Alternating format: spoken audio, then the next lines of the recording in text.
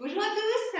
Alors aujourd'hui on va essayer de décomposer le cucaracha, notamment en rumba. On va essayer d'expliquer les hanches, les bras et les positions de pied. Donc déjà avant de commencer, on va s'étirer en mettant les épaules derrière les omoplates. Donc vous pouvez faire plusieurs échauffements comme ceci, je me mets face à vous, ou bien de profil, en essayant d'amener un maximum les épaules en arrière pour avoir le buste vers l'avant, très important. Ensuite, on va commencer en étant poids du corps sur le pied gauche. Et là, vous allez, alors je ne parle pas pour l'instant des bras, mais vous allez dérouler le pied droit sur le côté en faisant glisser votre pied droit sur le gros orteil. Alors, il ne faudra pas faire trop grand, puisque plus vous ferez grand, et moins vous aurez d'espace pour pouvoir mettre votre hanche droite. Donc là, c'est juste, je fais glisser mon pied droit sur le côté. Je n'ai pas encore le talon posé. Là, vous voyez qu'en faisant glisser mon pied droit, j'ouvre ma hanche gauche, parce que je viens faire une dislocation ici du haut vers le bas. Donc je reprends. De côté, je fais glisser, je sors la hanche gauche. Par contre, le côté droit, mon sein droit, est sur le côté également. Je me mets face à vous, ça me donne ça. Donc j'ai bien ici une ouverture qui se crée entre mon côté droit et ma hanche gauche. D'accord? Je ne fais pas juste ça. Vous voyez, là je reste droite. Ici, je vais créer cette différence avec mon côté droit et ma hanche gauche. Quand j'ai fait ce mouvement-là, je viens poser le talon de mon pied droit, ici, en amenant la hanche droite vers l'avant, comme si je crée un arc de cercle. Ici, je vais revenir position neutre et je ne vais pas venir en arrière. D'accord? Donc, je reviens sur le poids du corps, pied gauche, et je reviens complètement à gauche. Ensuite, je viens assembler ma jambe droite auprès de ma jambe gauche en changeant le haut de mon corps. Là, cette fois-ci, je crée une distanciation entre ma hanche droite et mon côté gauche. Je vais faire la même chose dans l'autre sens. Je viens glisser le pied gauche de côté sans faire trop grand. Je viens poser mon talon et créer le mouvement de hanche vers le devant et revenir position neutre sur mon pied droit. Puis j'assemble et je change.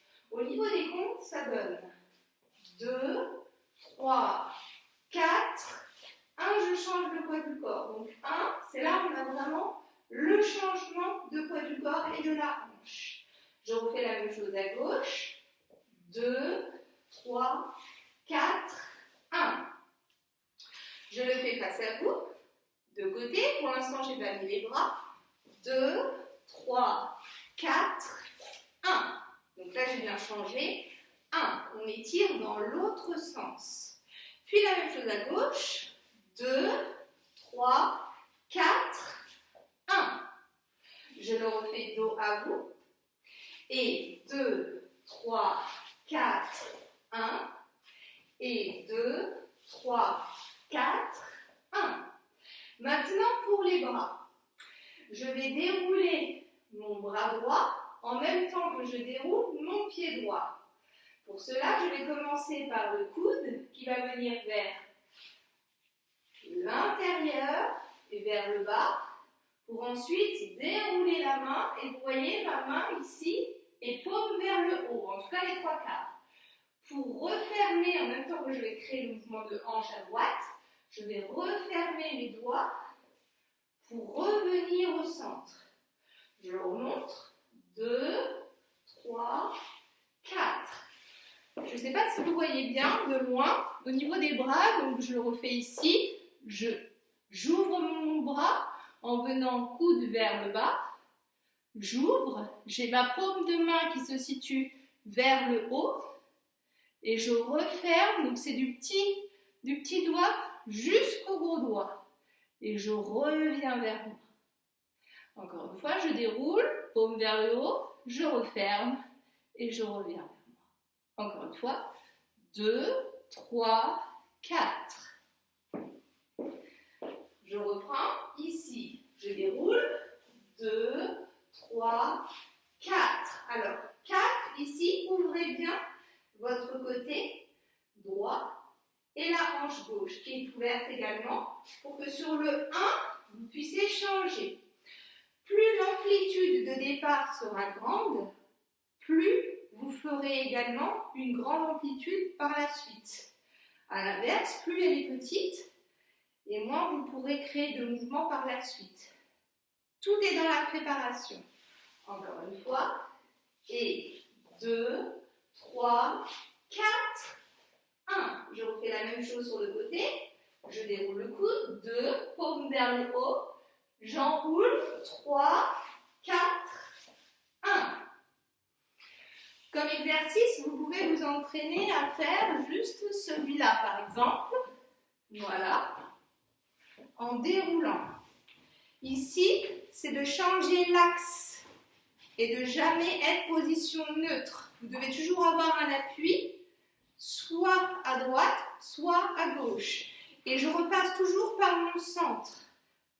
D'accord? Voilà.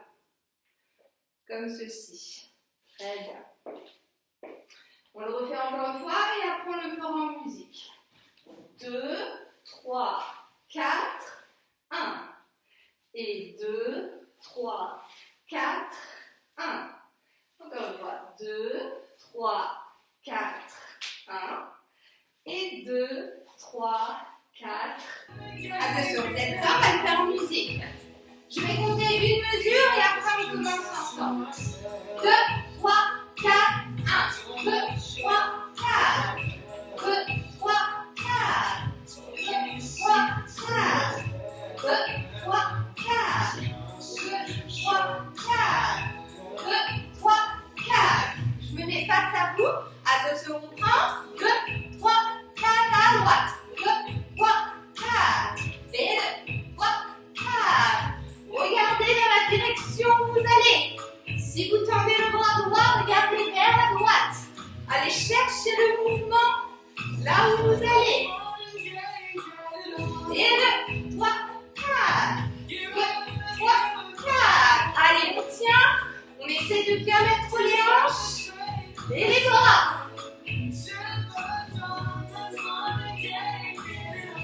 2, 3, 4. 1, 2, 3, 4.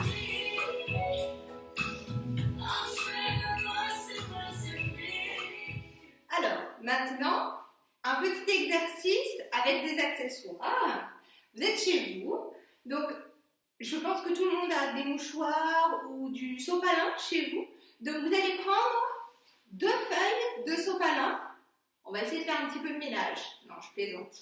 L'idée ici, c'est de prendre conscience que vos sols, à aucun moment, enfin que vos pieds, à aucun moment, ne s'élèvent du sol. Pour ça, l'idée, ce sera de garder vos pieds du début à la fin sur les feuilles. Alors, vous pouvez prendre du sopalin ou des feuilles de papier, ça marche de la même manière. C'est juste que moi, c'est un peu sale, donc du coup, je vais nettoyer en même temps. Voilà. Alors, vous positionnez vos 2 feuilles au sol. Voilà, 2 sopalins, 2 papiers, ce que vous avez sous la main. Vous mettez donc vos 2 pieds dessus. Voilà. Et vous prenez appui dans le sol. L'idée ici, on va vous faire la même chose du Kukaracha, c'est qu'à aucun moment vos feuilles doivent s'envoler. D'accord? Vous devez toujours les avoir bien ancrées dans le sol. D'accord? Donc on va reprendre le début du Kukaracha. Donc position neutre, on garde bien les épaules en arrière, on reste droit. Et on repart. Et 2, 3, 4, 1. On fait glisser le pied. 2, 3, 4, 1. Et on appuie dans le sol. 2, 3, 4. Et 2, 3, 4. Et 2, 3, 4. Et 2, 3, 4. Cet exercice, vous pouvez faire la même chose avec la base. 2, 3, 4. 1, 2, 3, 4. 2, 3. Je me mets de profil. Ici, base 2, 3, 4, 1.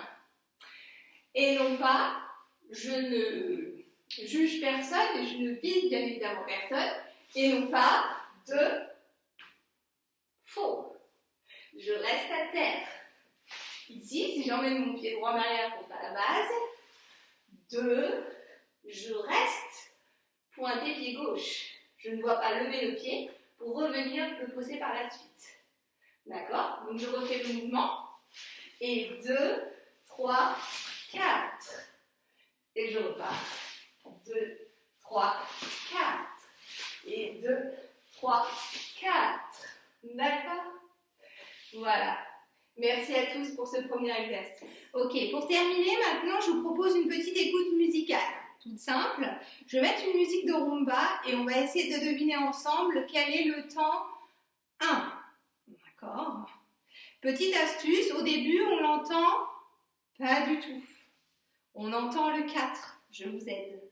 Après, il va y avoir de la mélodie avec des paroles. Et c'est là où il faudra faire attention de bien garder le rythme malgré les paroles. Donc bien, comme je l'ai dit dans mon livre, de faire abstraction des paroles pour pouvoir justement être concentré sur les percussions et sur le tempo uniquement.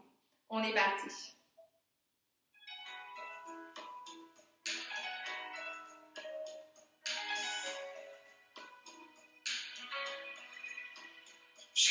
Là, vous avez les paroles.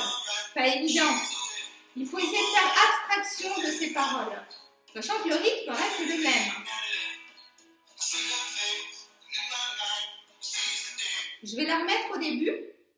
Et dès qu'il y aura le temps 1, je vous ferai pause 1. D'accord? Pour que vous ressentiez vraiment le rythme. On va la remettre au début.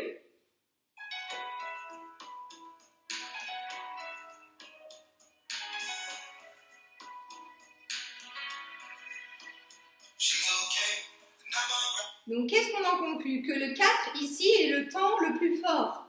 Puisqu'on monte crescendo. 2 et 3 et 4, le 4 étant au plus fort, on descend sur le 1. D'accord? Donc, le 1, en fait, ici, il est caché. C'est ce que j'explique dans mon livre. En rumba, soit le 1 est bien présent, soit au contraire, il est caché. S'il est présent, ça veut dire qu'il est haut. Au contraire, ici, dès le début, je vais la remettre, on va entendre le 4. Le 4 ici, c'est le plus élevé. Je vais la remettre du début, vous allez vite entendre le 4. Et là, dès le début, je ferai 4.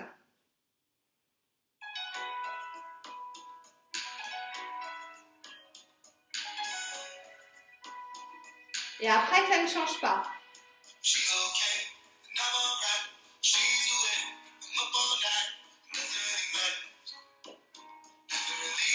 2, 3, 4. 2 et 3 et 4, 1. 2 et 3 et 4, 1. Et après, bien évidemment, l'objectif, c'est de continuer sur la musique sans s'arrêter et en gardant toujours le rythme. D'accord? Pour ça, on peut compter dans sa tête, on prépare bien le mouvement, d'accord? Et on est concentré sur le rythme et non pas sur les paroles. Même si des fois, ça peut aider, mais pour commencer, il vaut mieux se référer d'abord au rythme. Voilà. J'essaierai de vous faire d'autres vidéos prochainement, d'accord? Si vous avez des idées de thèmes, n'hésitez pas à m'en faire part. Voilà, à très vite!